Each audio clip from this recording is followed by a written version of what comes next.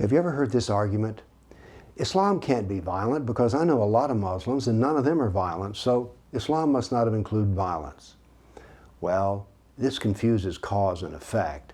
Islam creates Muslims. Muslims don't create Islam. What a Muslim can do is not to practice part of Islam, but that doesn't mean that Islam can be changed by any particular Muslim.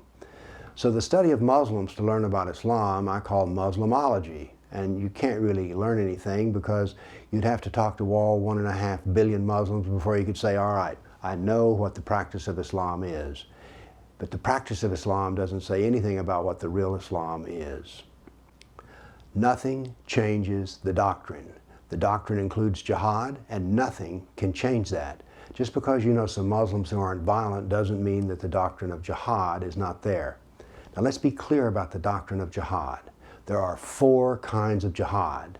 Most people, when they think of jihad, just think of what I call jihad of the sword, violence. Well, there are 3 other forms of jihad, and those are jihad of money, speech, and writing.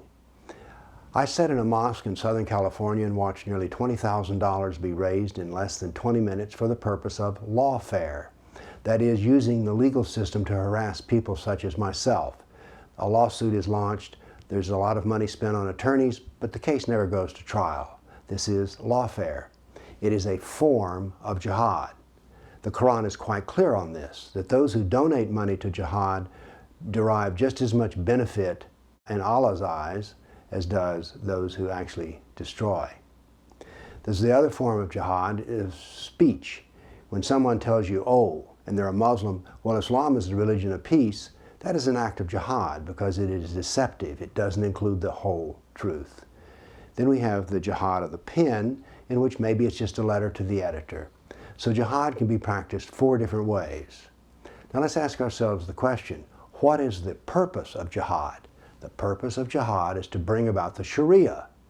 So in America, according to a Pew Research poll, over half, 51% of the Muslims polled in America said they want the Sharia. So this even wanting of the Sharia steps into the arena of jihad. So all of the subtle pressures, let me give you an example of an act of jihad.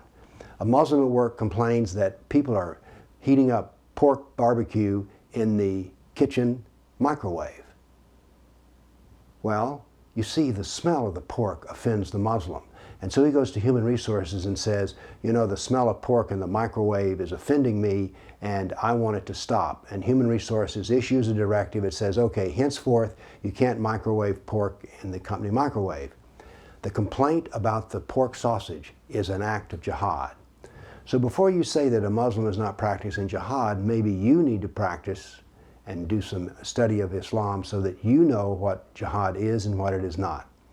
But there are many forms of jihad, and just because the Muslims you know don't have an AK-47 or a body bomb does not mean that they're not involved in some fashion of trying to bring around the Sharia through many subtle pressures, and those are all acts of jihad.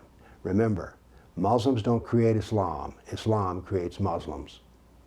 Thank you.